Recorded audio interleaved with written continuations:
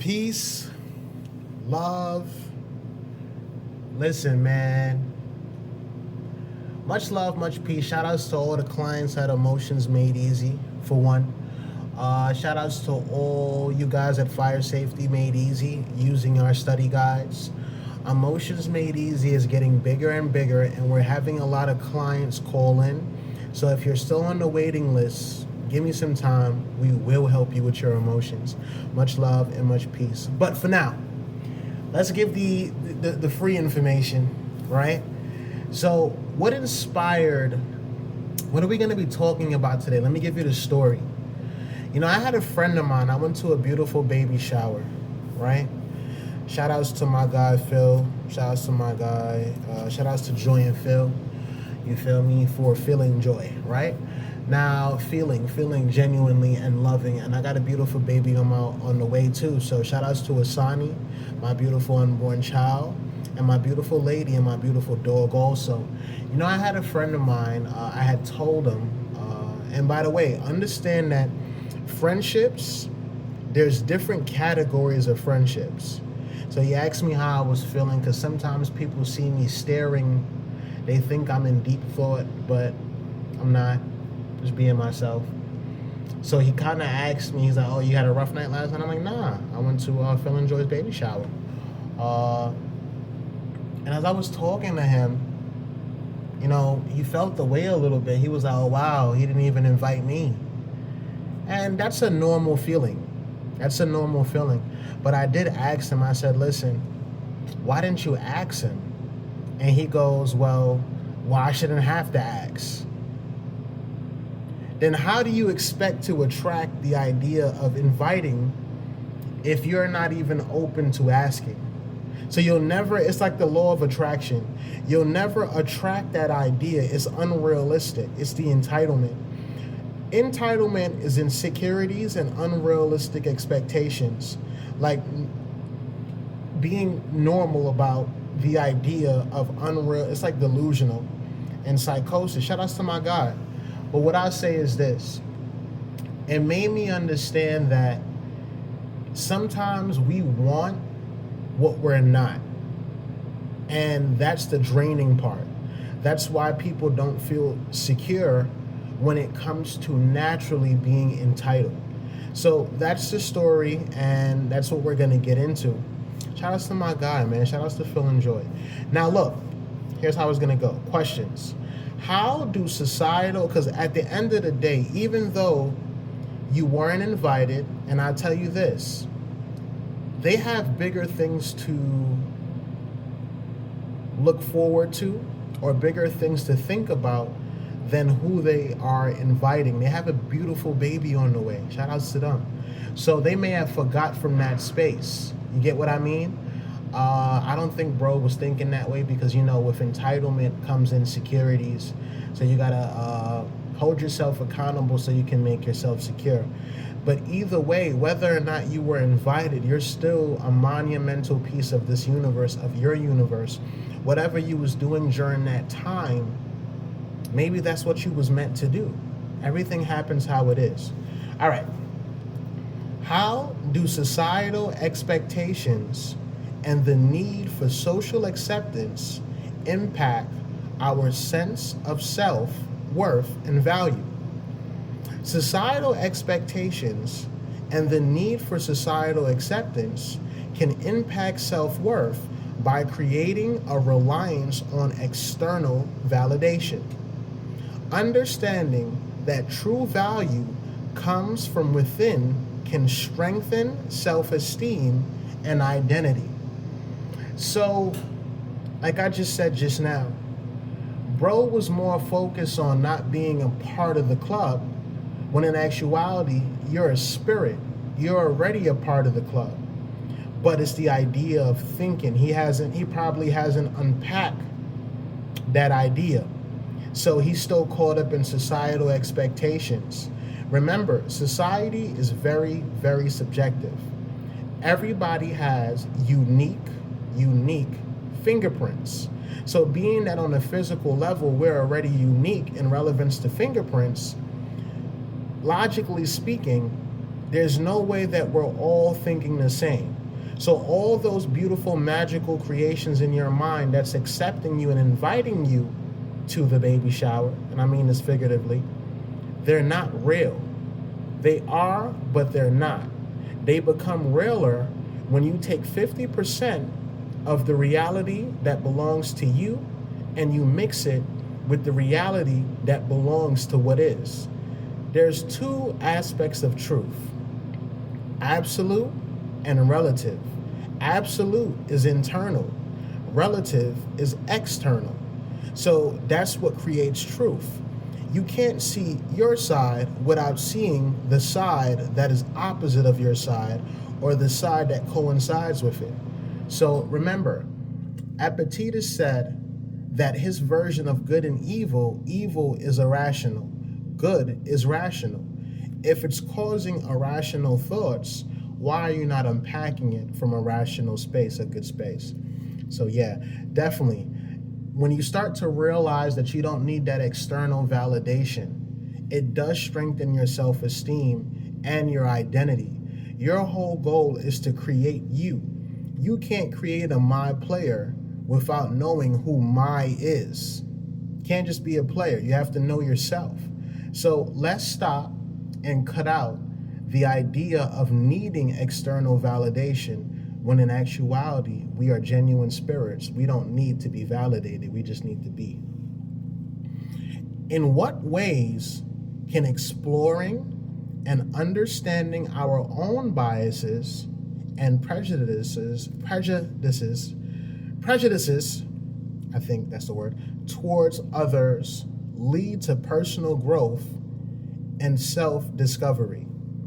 Exploring biases and prejudices, I think that's the word, towards others can lead to personal growth by promoting self-awareness, empathy, and authentic relationships.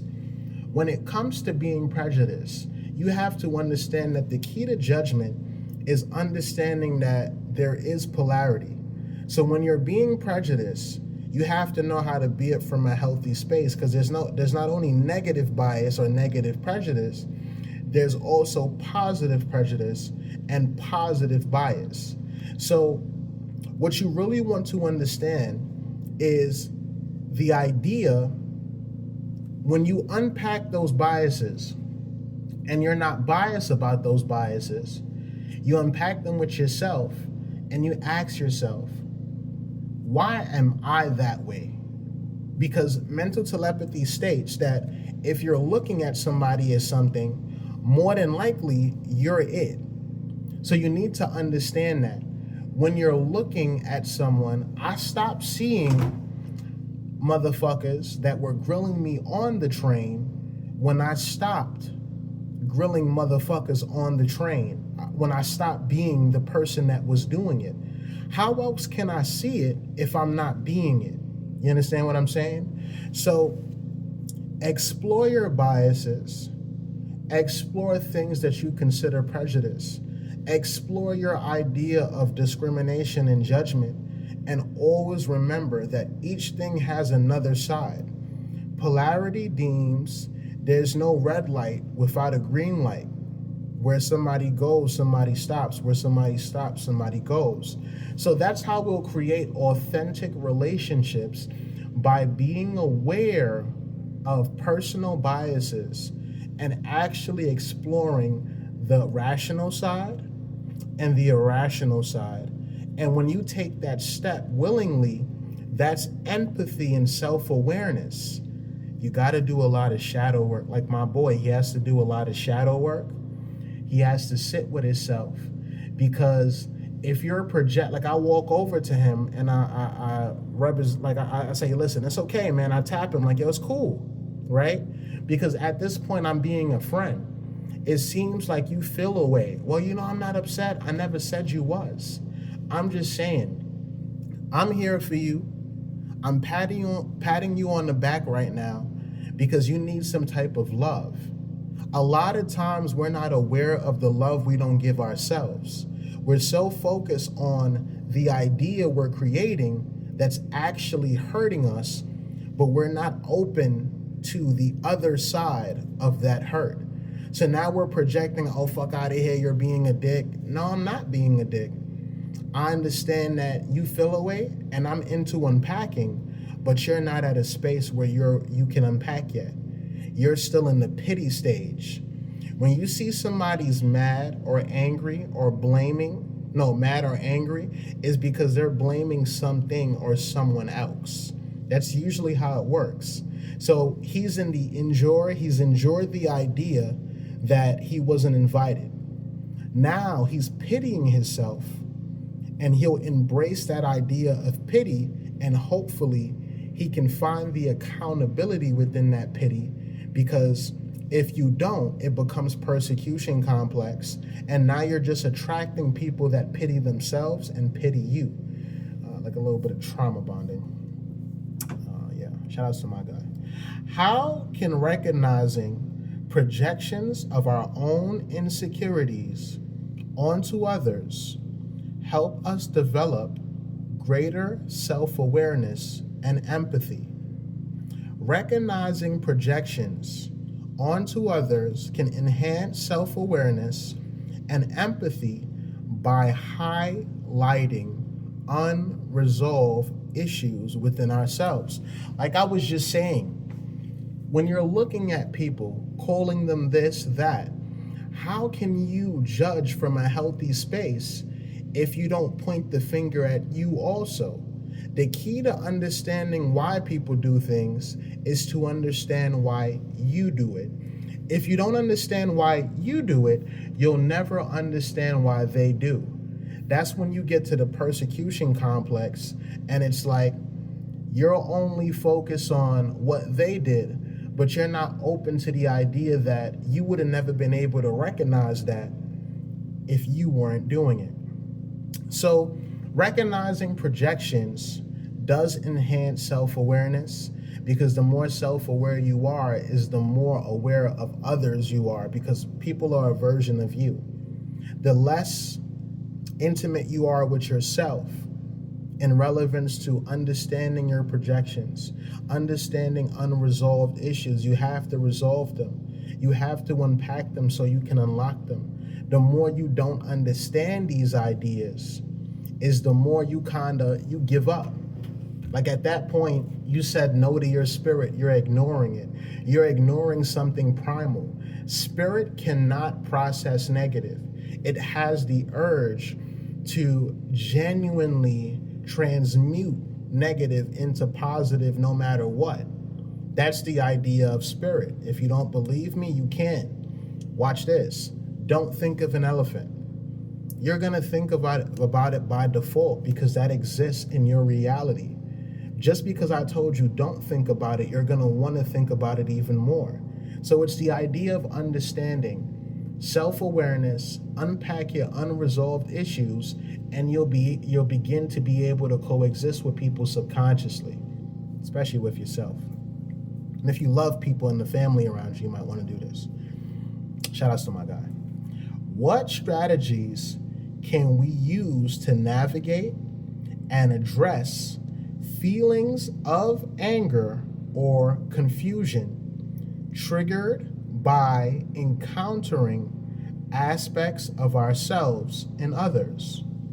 Navigating feelings of anger or confusion triggered by encountering aspects of ourselves in others involves mindfulness, self-reflection, and emotional intelligence to manage emotions effectively. Listen, when I was younger, my mother never knew nothing about emotional intelligence. My mom was focused on getting from point A to B. And that doesn't mean that her spirit didn't activate any emotional intelligence. She might not been aware, like I haven't, of the idea of adding intelligence to your emotions. Everything is not personal, or you shouldn't take everything personal. You should take things personal that you're supposed to, and you should grow from that. When you take things personal and you don't decide to unpack so you can unlock the truth within what you took personal, tend to just casually take things personal on a regular and act like you're not, like my boy. Oh, I'm not upset. Yo, bro, it's not about being upset. It's about being uncomfortable with the idea that you weren't invited. It's okay. Doesn't mean you're a bad person. Doesn't mean that you can't be a great person. Like, it doesn't mean that, like, go home and realize that where you was yesterday during the time of the baby shower was meant for you. So understand yourself so you don't project that energy. So you don't project this energy of, I'm taking it personal, as you didn't understand or it hasn't come to you the other side of it, you know?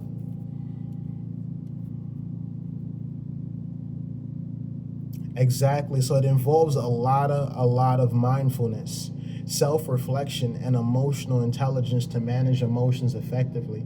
Everybody has emotions, but one thing that they're not doing is managing them. It's like, if you look at that Lost episode with Desmond, when he went inside his subconscious, Desmond was told that he shouldn't marry Penny. It has to go the way that things is supposed to go. But the idea is this: his subconscious, he's in control of, but he thinks he's not. Like, he doesn't control the subconscious. And what I'll say, a version of control is, by all means, you need to understand that you are the influence behind your subconscious. Bad habits, bad consequences; good habits, good consequences. You consider what good and evil and good and bad are. Good is rational, evil, bad is irrational.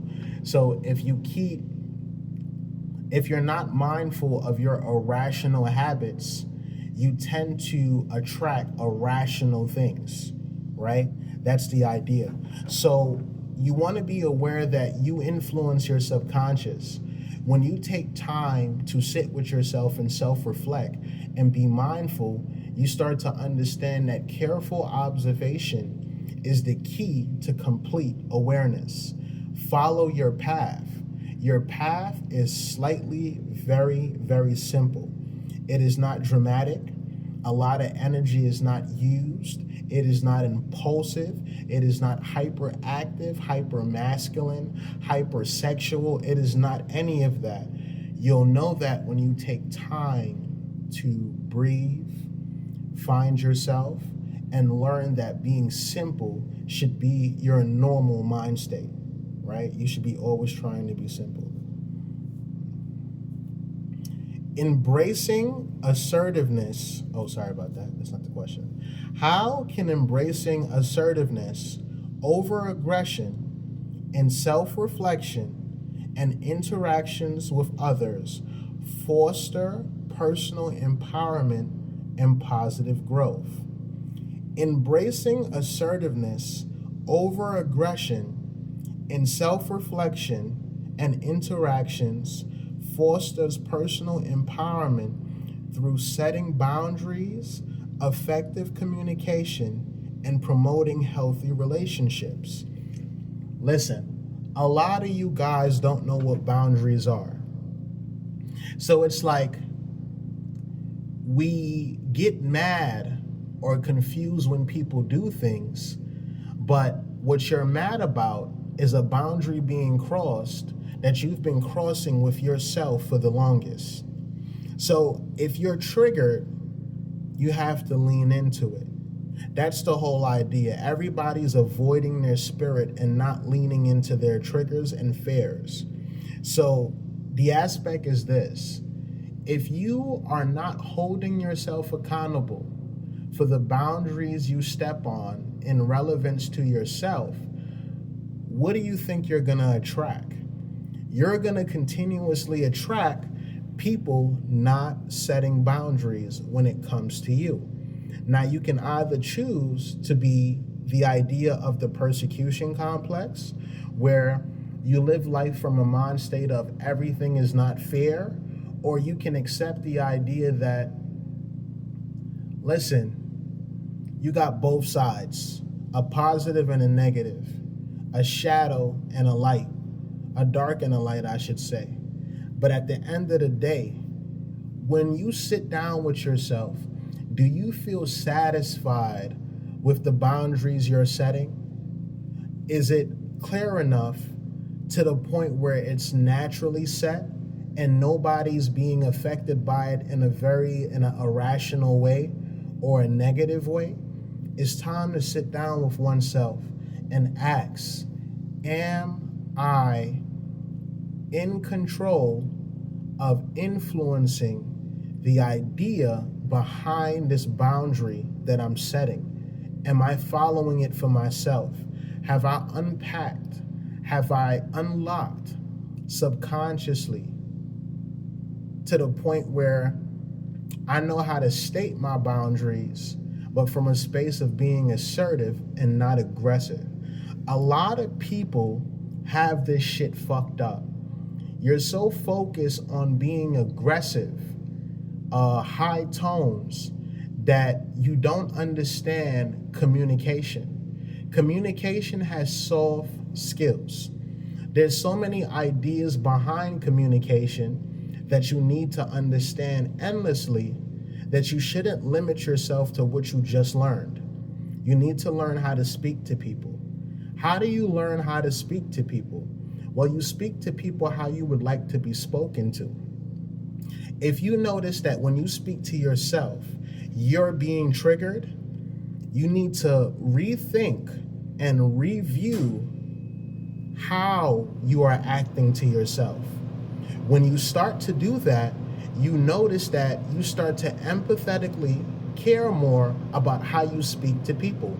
Also, from a logical standpoint, you got to understand that when it comes to how people are, the only way they will be receptive is if you're receptive towards understanding yourself. If you're naturally triggering yourself from a bad space, an irrational space, you're going to attract the idea that you're now triggering people from an irrational space too. So now we have to be a little bit more crucial with our moments in relevance to mindfulness. If you want more of a serendipitous way of living more times than you don't, you need to focus on how you communicate. And the biggest key to doing that is talk to yourself, voice note yourself, call emotions made easy.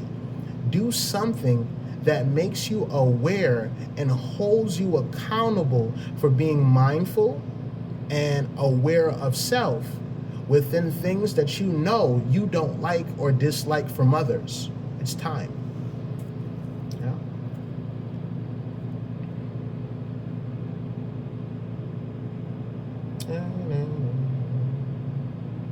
Effective communication. Learn from what you're going through. And communication is different for everybody. When you're talking, it's like me speaking to a kid and an adult. Depending on who that kid or adult is, it doesn't mean I speak to an adult like an adult and a kid like a kid. I still have to tally in that this adult and this kid have personalities. So now I have to find out what are they receptive to? And it starts with you. What am I receptive to? How should I speak to people? Should I talk like this? What is this moment calling for? That's why it's so good to be aware and mindful of your spirit. A lot of times you got to understand this. You don't have to do much. All you have to do is be you. But before you be you, you need to question who you are. Because you can't be you if you is affecting you and people the wrong way. So we need to start to understand that, right? But appreciate you guys, and I love you guys. Thank you for subscribing. We're at 404 or 405, I think. It's not even about the subscriptions at this point.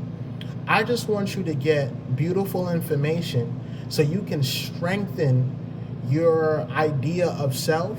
So when you're walking through different aspects that human nature gives you, you can walk through with confidence and your head held high. It is about time. There's a lot of things opening up, and it's time for you to be reborn within aspects of being yourself from a space of freedom and independence. Understand this. You are capable of so much more than you think, to the point where you can't even fathom what you're capable of. Just know, when you just be, you'll start to surprise yourself and you'll realize like, oh shit, I'm really him. I'm really her. I'm really spirit. I've been myself this whole time. I just got stuck trying to be different ideas of myself that I'm not, and I had to go through that process just so I can reveal who my highest self is. And best believe this is a journey for you. Can't nobody teach you how to do this besides you. People are just here to assist, and they're only gonna assist from the space that you assist yourself. Mental telepathy. Emotions Made Easy gets you through these things. Please hit me up. I have a lot of beautiful clients in relevance to people going through breakthroughs and not breakdowns, or breakthroughs through a breakdown or a breakup. It's time. You want a better career? Fire Safety Made Easy. We got clothing. My rap, my EP is out. You feel like you going through some shit, go listen to my song. It's not more so about the words, even though I do focus on that genuinely and naturally, because I don't write my rap, Spirit does. But the frequency of me being happy, all my raps are very happy. Like, I channel happiness, assertiveness, love, acceptance, peace, and every idea of self you can think of to help you through situations. Much love, much peace, lose the entitlement, stay away from societal expectations, love yourself, appreciate yourself, and guess what? Don't fall into the you-do. You know what you-do is? It's just like voodoo. It's the idea of being mad at people for shit you do. Cut that shit out, be yourself, create better relationships, and activate ideas of catharsis naturally and subconsciously. There's no way if there's no will. Where there's a will, there's a way. There's no way, you have no will. Think about this. Follow your path. Love yourself. As I tell you this, I'm doing the same. And you will manifest all ideas of everything that you need. Everything you need is coming with speed. Fuck that, it's here. You just need to detach yourself from it so you can manifest it genuinely. Lose the want and be the I am. Love.